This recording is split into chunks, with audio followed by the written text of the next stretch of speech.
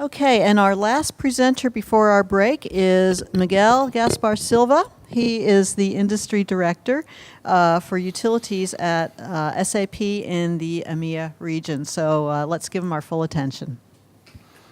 Okay, so good afternoon, everyone. Thank you for the introduction. I will make my presentation also with the help of Doug Jan Boon, that will also help me about talking about one specific use case that we have with this new technology for utilities.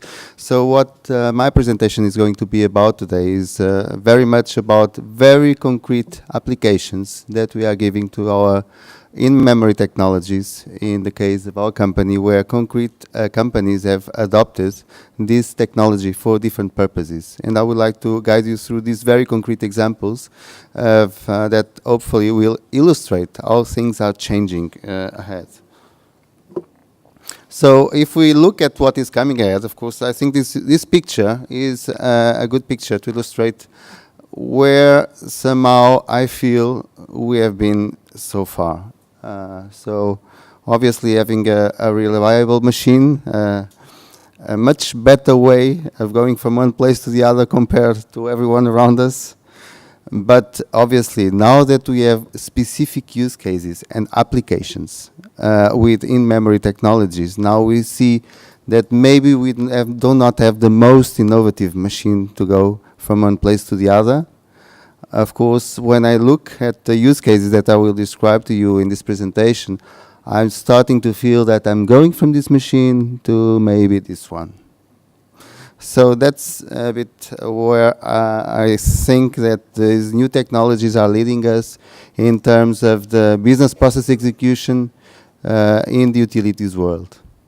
And if we think about concrete examples of use cases that we have currently running, these would lead us to situations where we are now able to do segmentation of customers based on real consumption of the data. So this is something that we can do because now we can start looking pattern recognition on top of millions and millions of customers, for example. We will start looking at and determining the energy losses through the grids because of technical but also because of non-technical reasons.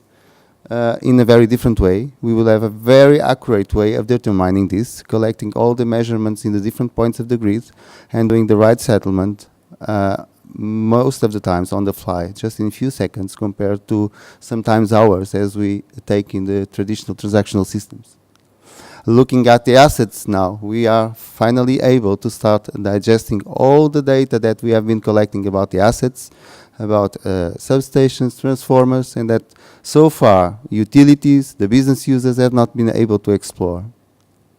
And if we come to the recurrent pain point in utilities, which is regulatory reporting, now we will have complete new degrees of freedom on how to tackle this point because of the sum of the things I put together in this presentation for you.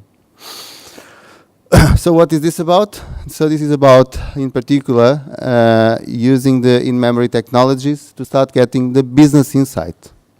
So far we could very much comply with the fundamental roles and business processes inside the utilities organizations. Now, but somehow we have missed so far to get the insight. And now we get the insight because we can do reporting in a much, much faster way compared to before. And we can analyze more than 400 billion records in less than 1 second. So this is completely changing the way that we have been looking and able to analyze data and also to do business process execution on top of this data. So I would like to guide you through different use cases. And the first one I have here is a use case that we have where we have a concrete application that we have developed together with a North American utility where we could accommodate ways of getting all the sensor data from substations, transformers, and doing a retrospective analysis around all this data.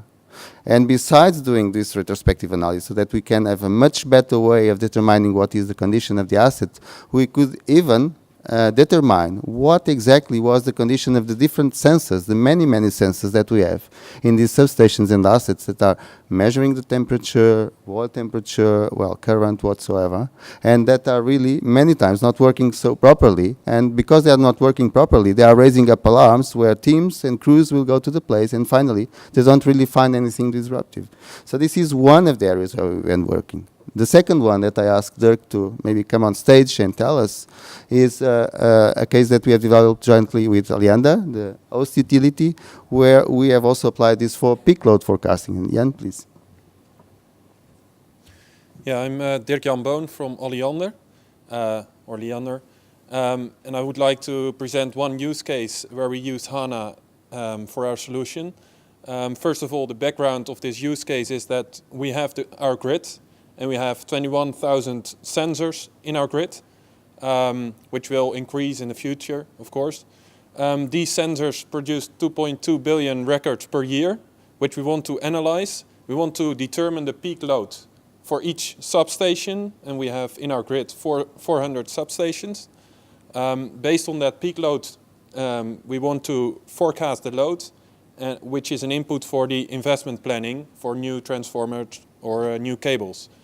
Well, we made a solution in collaboration with the PIO team, the SAP PIO team, and it's a HANA-based solution. We came from the situation that we had an Excel-based solution with Excel macros, and it took a lot of effort to produce the peak load, to determine the peak load.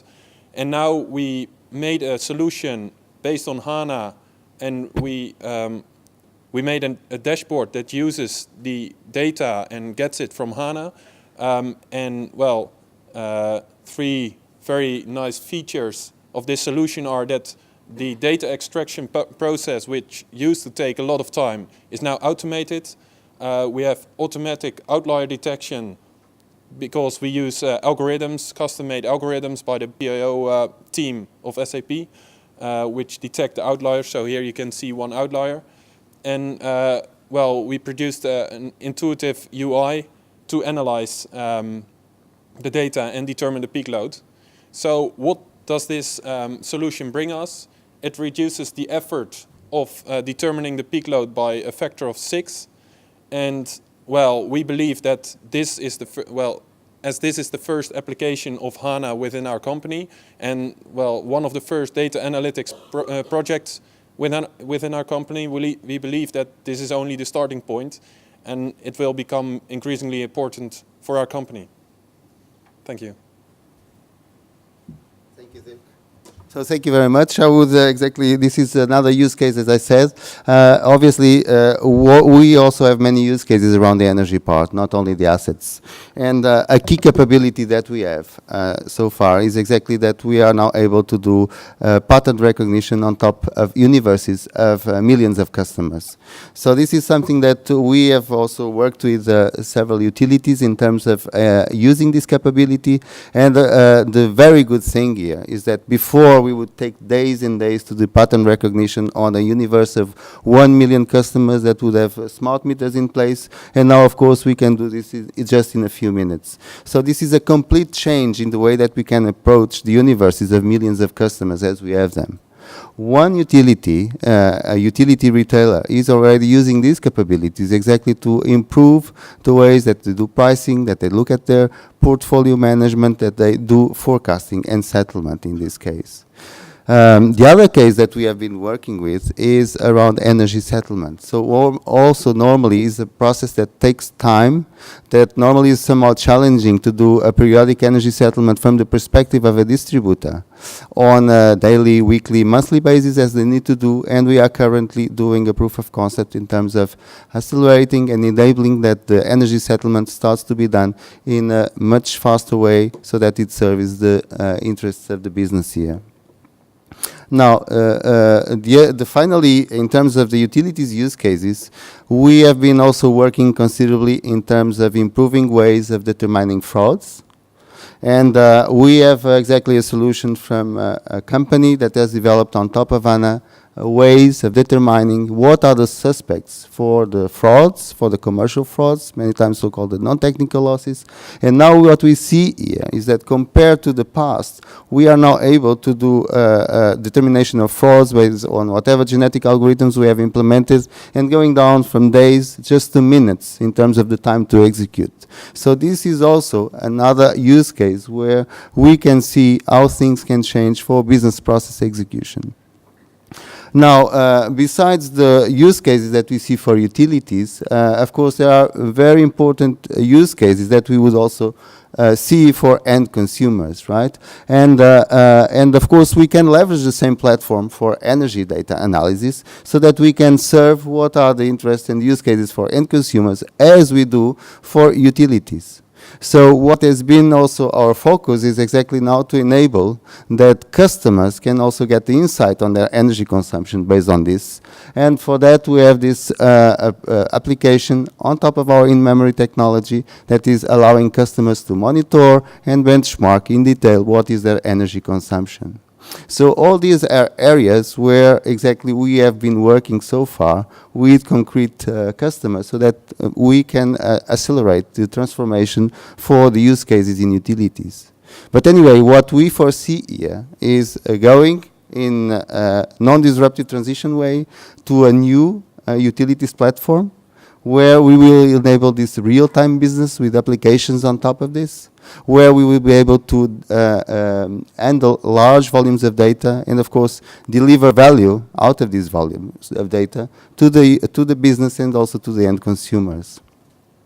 So, in a nutshell, I would really like to emphasize that this is very, very disruptive because we are moving away from the traditional way of approaching data, where we would need to specify, for example, what would be our reporting requirements. Then we would need to do extractions, building indexes, aggregates, going through all this process. Maybe in the end we need to redefine the specification on this, and this would take time and time and time. And I guess many of us, we have grown with these limitations. We understand why these limitations have been there so far, and somehow we have accepted this. But of course, this is bringing a tremendous rigidity to the entire way of executing business processes. So we can move from this model where the end consumer or the end user is there in the end of this complex chain that takes time and effort to implement, and now we can go to a model where we can freely explore the data, taking advantage of this data, doing of course things much, much faster. But most of all, what I think it is really important is now we can go to places where we have never been before. We can do things in different ways. We can create value. We can focus the needs of the final users in a complete different way compared to what we have done so far, having in mind the traditional transactional systems. So thank you. This is very much what I had to tell you today.